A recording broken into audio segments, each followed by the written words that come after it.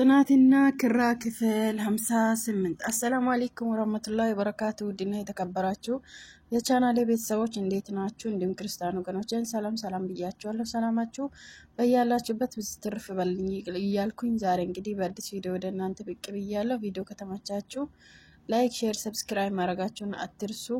አዳዲስ የሚገቡ ደግሞ ሰብስክራይብ ሼር ላይክ እያረጋችሁ አበረታቱኝ። ውድ ሀገሬ ልጆች እስካሁን ስለምታበረታቱኝም እጅግ አድርጌ አመሰግናለሁ። እንበረታታ፣ አብረን እንስራ፣ አብረን እንደግ እላለሁ። ውድ ሀገሬ ልጆች አበረታቱን ውዶችዬ፣ አብረን እንደግ። እንግዲህ ዛሬ ክራና ጽናትን ነው ይዘን የመጣ ነው። እንግዲህ ጉድ ነው፣ የሚገርም ነው። ዛሬ ምሩዬ ታግታ ነበረ ማለት ነው። እንግዲህ በሰላም ተገኝታ በሰላም ተፈታለች ማለት ነው። ሀባይቢ በሚያሳዝን መልኩ እንግዲህ ሀሴትና ያተንከሲስ የሆነ ልጅ ምሩን አግቷት ነበረ። ያገተባትን ምክንያት እንግዲህ ያው እንዳየነው ከሆነ ምሩ በር ስር ሆና ስለ ጽናት ሲያወሩ ሰምታው በሩን በርግዳ ስትገባ ነው።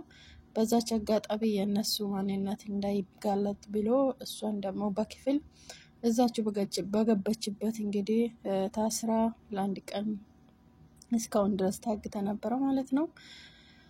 እና አሁን ደግሞ በጊዜ በሰላም በዛ ላይ ደግሞ ታማሚ ናት። በጣም ነው ያሳዘነችኝ። በነገራችን ላይ ግን አንድ ነገር ሳትሆን ቶሎ በመገኘቷ በጣም ደስ ይላል ማለት ነው። ለዚህ ሁሉ እንግዲህ ልታገኝም ሊሰማም የቻለችው እንግዲህ ሰኒ ናት ማለት ነው። በጣም ነው ደስ የሚለው። እሷ ልብ ባትኖሮ እሷ ባሰማ ኮሽታ ባሰማ ኖሮ ምሩ ላትገኝ ትችል ነበር። እዛችሁ ደግሞ በጣም ተዳክማ ነበረ። በመጨረሻ ላይ ያችን ምልክት ከመስጠቷ በፊት ማለት ነው በጣም ተዳክማ ነበረ፣ አሟት ነበረ። ምግብም አልበላችም፣ መድኃኒት አልተሰጣትም። በክፍል ውስጥ ታስራ እንግዲህ የነበረችው ማለት ነው። በሚያሳዝን መልኩ ነበረ የነበረችው። እና እንግዲህ ሰኒ ፈጣሪ ይባርካት፣ እንግዲህ አላህ ይባርካት። እንግዲህ በጊዜ አግኝተሃት ከዛ ጭንቅ እንድትወጣ አድርጋለች። ግን በመጨረሻም ወደቀች ማለት ነው። ከዛም ሐኪም ቤት ይዟት ሄዱ። እንግዲህ ያቺ ማን ነበረ ስሟ?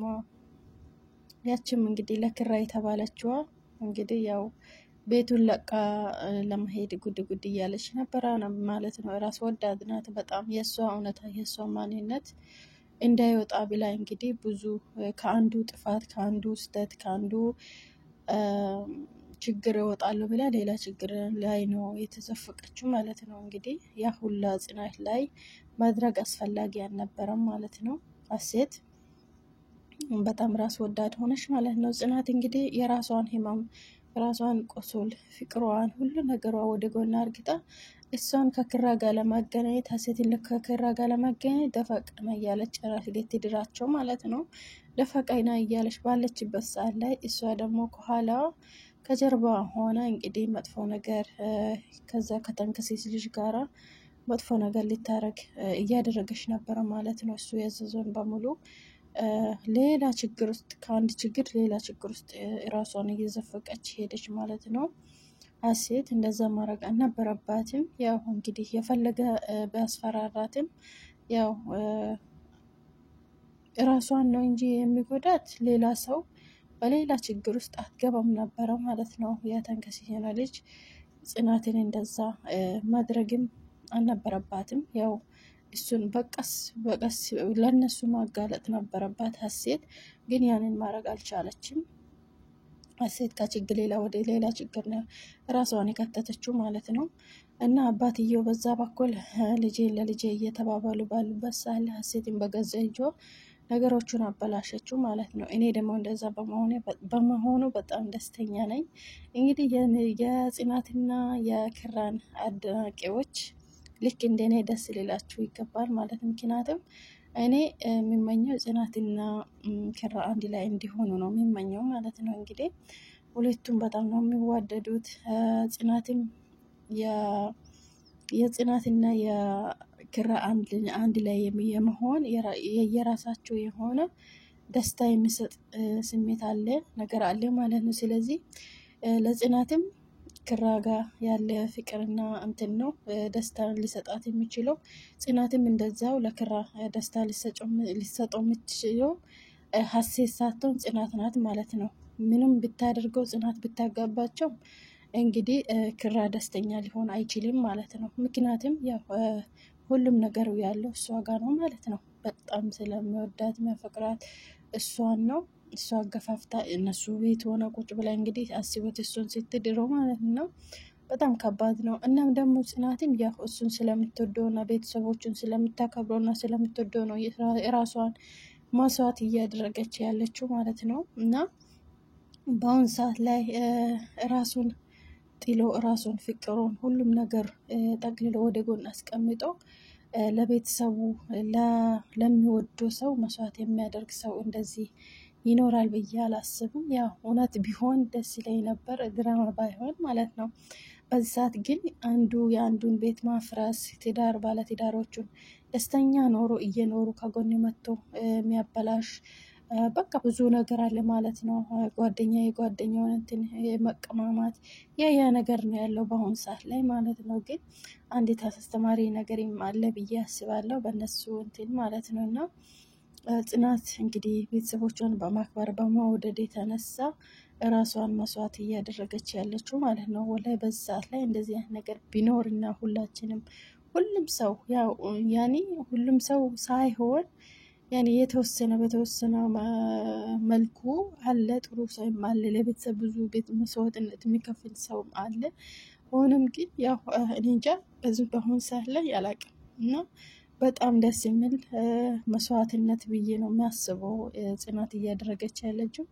አሁን ግን እንግዲህ በዚህ የተነሳ ያኛው ያ ልጅም እንግዲህ ይሄን ነገር ጽናት ማን ነው ምሩ ሐኪም ቤት ስትል ሐኪም ቤት ናት ቢያንስ እንኳን እንደለመድኩ ይሄኔን በጨዋታ እንግዲህ ሄደ ከነሱ ጎን ብትቆምላቸው ምናምን ብላ ስታወራ ሀሴት እንግዲህ አንቺ እንደ እቺ ልጅ እኮ ከነቀች ምናልባት አስቡት እንግዲህ ለራሱ ነው የሚያስበው ልጅቷ በሞትና በህይወት መካከል ባለችዋን ልጅ እቺ ልጅ ብትነቃ እኮ እውነቱን ትናገራለች እያለ ነው እያሰበ የነበረው ልጁ ማለት ነው። አስቡት እንግዲህ እና ያው ይሄ ነገር ክራ ቢያውቅ እኮ እኔን ይገለኛል ሲላት ጊዜ እሱ እንደገና ደግሞ ልጅቷን ሀሴትን ከእንደገና ሌላ ነገር ለማድረግ እያሰበ ነበረ ማለት ነው፣ እያስፈራራት። ግን ሀሴት ደግሞ ፊት አልሰጠችም፣ ሻንጣዋን ይዛ ወደ ወጣችበት ሄደች ማለት ነው። እሱም ደግሞ ይሄ ነገር የሚያዋጭ አይደለም ክራ ካወቀ ይገለኛል ብሎ እንግዲህ ልብሴን ላስተካክል እያለ ነበር በመጨረሻም ቪዲዮ ያለቀው ማለት ነው። እና የሚገርም ነው እንግዲህ ሀሴትን ጽናት ሀሴትን ለመዳር ደፋ ቀና በምትልበት ሰዓት ላይ እሷ ግን የራሷን ገበና ለመሸፈን ብላ ለጽናት ማይሆን ነገር እየሰጠቻት ምናምን በቃ ጽናትን እየጎደቻት አይበቅም እንዴ በፍቅር የተጎደችው በቃ። እና እኔ እንጃ አላቅም። አሁን ከዚህ በኋላ ደግሞ ምናልባት ምሩዬ ነቅታ ወይ ምሩዬ ወይ ጽናት እውነታውን ለክራ ተናግሮ ብቻ ክራና ጽናት አንድ ላይ ቢሆኑ ብዬ ነው የምመኘው ማለት ነው። እንግዲህ ምናልባት አባትየው ሌላ እንደገና ሌላ ልጅህን ለልጄ እየተባባሉ ሌላ ልጅ ይዘው ካልመጡ ማለት ነው። እኔ እንደዛ ብዬ ነው የማስበው እና አይመጡም ብዬ አስባለሁ። ከዚህ በኋላ ክራም ምናልባት